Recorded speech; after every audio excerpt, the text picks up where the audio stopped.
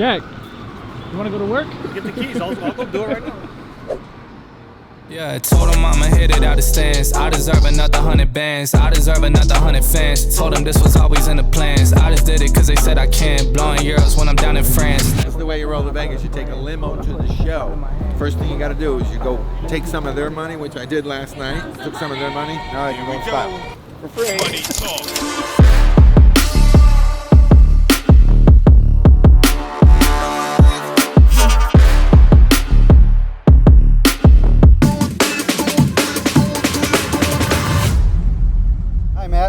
Hey, I'm Pete Olson, Senior Product Manager for Jobsite Automation with John Deere. Welcome to the John Deere booth at Conexpo 2023. Just to set up, we have two locations. This is our indoor booth, where we're really focusing on technology that's kind of 18 months and further out. So you're really getting a future view of how we see technology in our portfolio and kind of how we're helping solve customer problems. For customers who are really interested in technology today, we have a 70,000 square foot booth outside just over here. Hopefully you get to see that a little bit later. But let me talk you through kind of our messaging at the top level. Everything here is focused on either becoming more intelligent, more sustainable, or more safe. Okay, so let's kind of walk through the setup here. What we've got is a job site automation scenario here. The whole focus is around sequence, automation, and workflow unlocking of how our machines work in concert on the customer's job site to drop idle time, raise productivity, and ultimately work in a safer manner. We can touch on that a little bit in a way. Then beyond that, we've got some sustainable solutions with our electric vehicles. We have a HOM mini compact roller that's come out of Europe, and we've got our Concept E145 excavator. And that excavator is a one-of-one right now, but ultimately we're targeting about an 8-hour runtime with that, and also showcasing some chargeable charging solutions that we have for the job site, both fixed and mobile charging solutions. Really exciting stuff. So here we are at our Smarter booth, and really this is around job site automation and autonomy. And we're really kind of showcasing some of the work that's taking place in John Deere right now, and how we're looking at working in concert on the customer's job site to unlock value. Really, it's about reducing the idle time, raising the productivity, and in this case, we got a great example. John Deere has been an owner of now the working group for about 5 or 6 years now, and ultimately we're showcasing how we're bringing a mobile crusher, an excavator, and a loader all together to bring data and information to help it keep operating safely and with a high throughput of tonnage. How do we maximize throughput and do it in the most effective manner for the equipment? So this loader is working by itself? Yeah, right now what you're seeing here is a loader kind of doing stockpile clearing. Yeah. And the whole somebody idea in that loader? There's somebody in that loader. Okay. In this case, we're not taking the people out just yet, but what we're trying to do is ultimately make either the loader operator or the excavator operator the quarterback of the operation. In the mobile crushing application with Pavement, we have a system called Spective, and that system we want to further integrate to help bring insight, decision-making information, a dashboard, if you will, and some control into that excavator or the wheel loader as they start keeping that crusher consistently working, not choking out and getting shut down. Just to give you an example, if the operator has to get out of the excavator, it can take 15 or 30 minutes before he clears an issue on the crusher and gets back to work. That's a downtime issue for us. We're going to try and help solve that by machine-to-machine communication. You got the feed side of it, and then you got the stockpile clearing. Over here, you'll see the wheel loader coming in. You know, this operator here needs to have some priority of what do I need to do to kind of remove product so it's not damaging my belts if it gets too high. So everything's working in concert right now. And what we're trying to do is bring data information so we can all see that common job site picture in one place. Let's start talking about safety systems. And in this display here, we're going to talk around advanced vision systems. Something to notify everybody is that when we talk to customers around safety, the very first thing they talk about is help keep my people safe. If you look at the industry, 1 in 5 workplace deaths that occur are happening in the construction industry. So there's a huge need in our industry to answer this call and help keep our customers and their workers safe. If you go into the industry at 20 years old and you work till 60, you got a 1 in 200 chance of dying on the job site because that's how dangerous the job sites are. We think we've got a solution that's going to impact that in a really cool way. The whole idea here is to bring together cameras to raise situational awareness of that job site. We're showing you a loader. In the loader application here, it's spending 50% of its time in a backup mode. We take that camera fusion, bring it together, show this in the cab. Now this operator knows clearly everything happening behind and around the machine. Blind spot. Blind spots are basically virtually eliminated.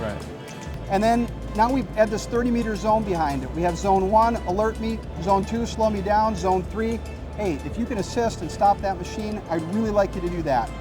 All of this to keep them from having these safety downtime incidents. I already talked about those 2 cameras raising the situational awareness, but the other thing that we're going to do is we're going to also bring on a sensor fusion capability to help make this machine much more intelligent. How do we detect people? How do we detect objects? And there's 3 things that we have. I'll just walk up here and you can note it. We got stereo cameras here that help with depth perception, a 4D radar, kind of help with the object detection, the people detection side, and then we've got ultrasonic sensors here at the bumper level. All of these 3 systems are brought together in a sensor fusion capability to do 2 things, to detect objects and people uniquely. You also notice kind of the walking zone here. Anytime there's a box around here, we are always going to be able to know if it's a person or if it's an object. So let's just take a look at what that looks like. So these are the kind of things that they have to deal with. Yes. Here you have a rock pile. Certainly nobody's going to get hurt with that. We want to kind of look at to avoid it. I might have a truck that's behind me that I got to keep aware of, or I could have another loader operating in proximity, plus the idea of the other people walking through. So here you see a loader, a skid steer, and a person all coming into view. This is the complexity of a lot of our customers' job sites in real time.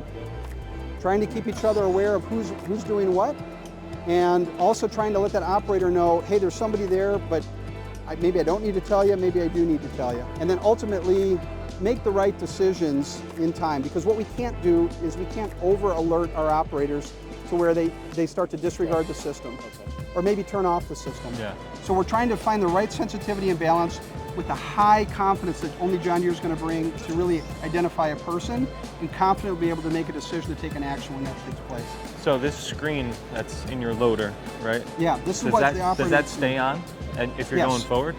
And it stays on when you're going forward That's too. Cool. Yeah. So even when you're going forward, you can kind of peek and see what's going on behind you. Yeah, you can. And there's some development still going on in terms of what we need to have on that screen when. Certainly, if you're going forward, you don't need to have that awareness of what's behind you. So, so there's probably some tuning still taking place with our research and development there. But we want to maximize what those screens are presenting to the operator to give them the safest operating conditions. You know, people don't realize with these cameras too, just being an operator, a skid steer, or a loader, having those cameras and not having to, wrench your neck all day. If you're on I'm worried we do a lot of milling, right? Right. So you're constantly backing up. Like having that camera, and you could be more like you're in your cockpit and you got your vision, right? Exactly. It's a game changer. You guys have a hard time finding good people to bring in there. The better we can make that operating environment. Yeah. And think of this as also a precursor. All this technology could conceivably, at some point, be brought into somebody's living room.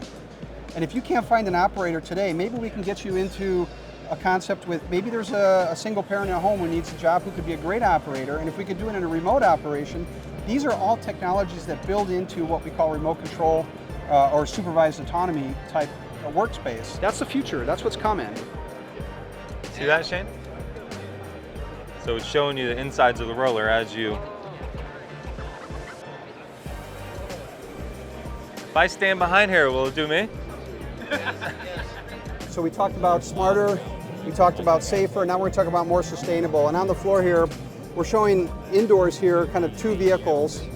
This Ham electric roller is coming out of Germany. This is actually available in Germany, but with plans to come to the US. It does everything that the diesel counterpart does, but it does it quieter and a lot more efficiently. This is really a machine targeted for those municipalities and areas where they're starting to bring emissions requirements and kind of quiet operating requirements forward. So we have customers, particularly in municipalities, that are saying, hey, I'm really interested in this. So this is 100% electric or a hybrid? This is a 100% electric, battery electric vehicle. Yeah. Same thing with our 145X machine that you're seeing here. This excavator is a one-of-one concept. This is a concept machine that you're seeing over here. What we've basically done is we've taken the diesel motor out and the fuel tank out. We've replaced the fuel tank with the battery and an electric motor for the diesel. Other than that, it's all plumbed up with the hydraulics and the performance and the expectations that an operator expects today. Customers really like that concept. There's more optimization that can be done on that, and that's what our teams are working on. Kind of the story here that we're talking about now is we can't just come to the market without really thinking about the whole transformation that has to take place, both within the channel and then how we support customers on their job sites. Today, you have a fuel truck show up, fuels everybody, you're off and working. In the future, we got to really start thinking about a multiple approach to this. Some of the solutions will be tied to the power grid. Others will be on mobile chargers that'll be trailered in. Some of them can be like hasty solar situations that can be put up. You'll see some of that like here. And all of this stuff is under development, and we're working, I'll say, quietly and feverishly behind the scenes to find what are those best tools to bring online to help support this machine. Because we know we can't bring either e-power or e-drive and compromise on performance or operational uptime. There's a lot of work going on to understand what channel needs at our dealers have to be built in place. Yeah, so lots of work going on in this electrification space, really exciting for John Deere. Is that charging another machine? Did I just see that? Yeah, so one of the concepts is you can have one machine feed energy to another machine. Wow. I'm not mic'd up. Day 2, Deere booth. We're gonna do a meet and greet right now, so I don't know how many people we're expecting, but should be interesting. We were over at the technology side inside the West Hall, I believe it was, and Pete took us around. It was really cool. It was really informative. But now we're back where I belong.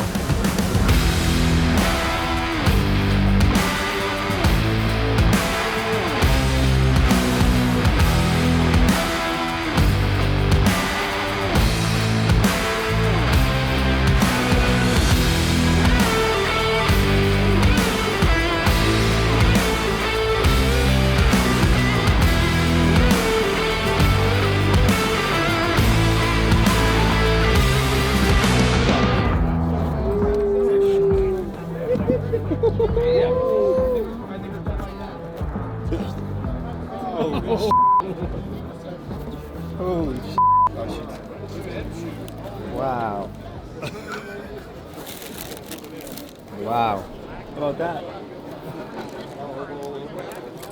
That was mine. Thank you so much. I appreciate that. That's sick, dude. You gotta like put these up on the machine or something. That's awesome. Good? Perfect. Woo!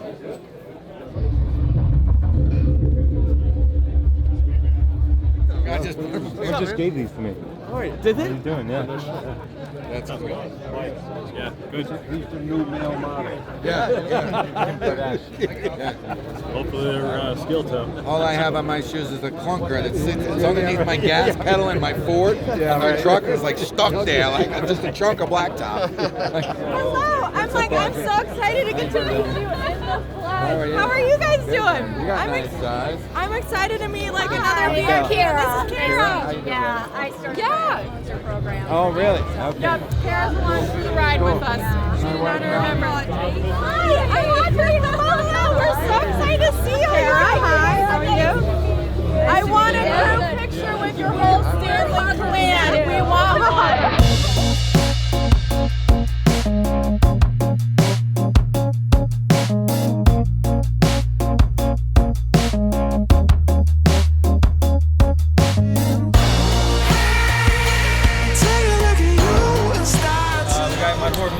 Marvin Joel's here. Stop by the booth, show support. You know him from Blacktop Banter, Wiz Coat Seal Coating, and everything else in between. So appreciate you coming out. Hey man, showing support. Absolutely, brother.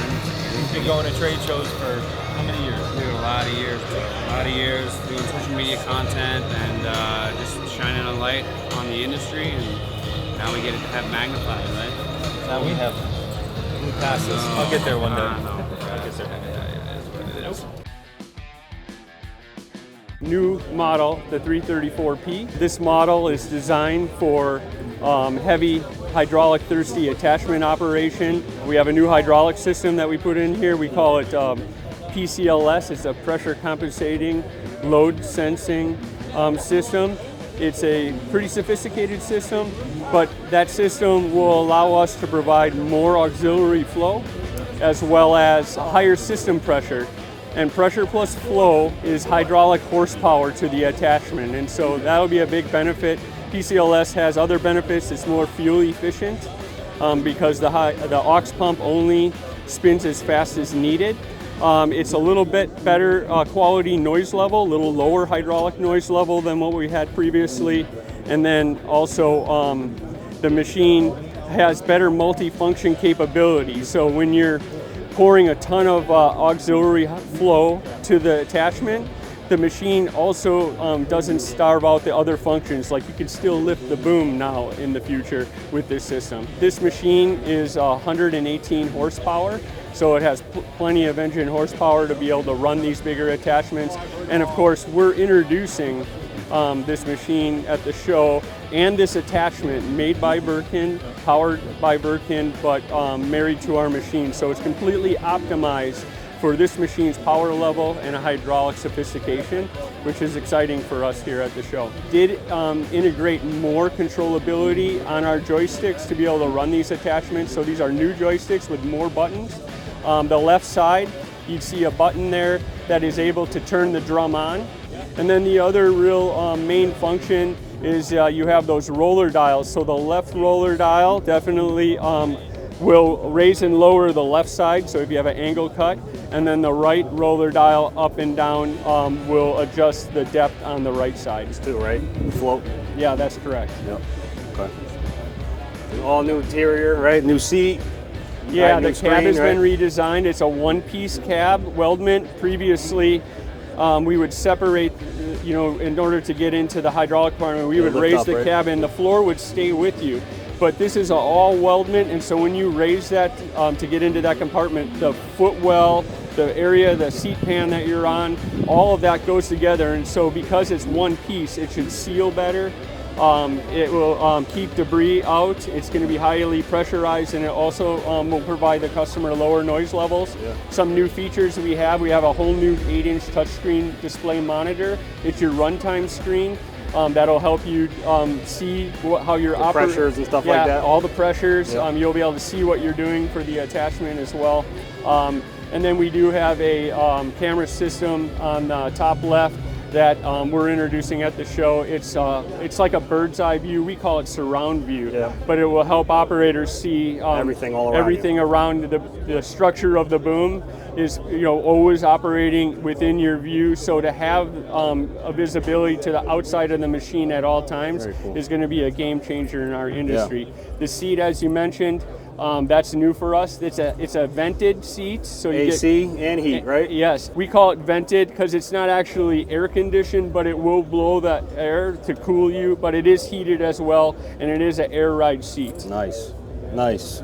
Adjustable joystick controls for different operators. So if you see that lever, you can move that in. If you're an operator that's a little taller, that's nice. Have long arms, you can get to that comfortable position. We really designed this machine for operators that are going to spend the most amount of time in this machine as their primary piece of equipment, as well as being comfortable while they're operating it. Yeah. Some other just minor features. We've integrated a microphone here, so you're able to do hands-free calling, Bluetooth-wise. Yeah, I see the Bluetooth. Up on the monitor, it has caller ID. When someone calls, you'll be able to see, if your significant other is so calling. when the wife's calling, you just shut it off. You can determine whether you shut it off or not. I got to say, this is like the most comfortable seat I've sat in a skid. At John Deere, we're very proud. We do a lot of studies of body shapes and sizes, and we always want to please as many body types as possible. So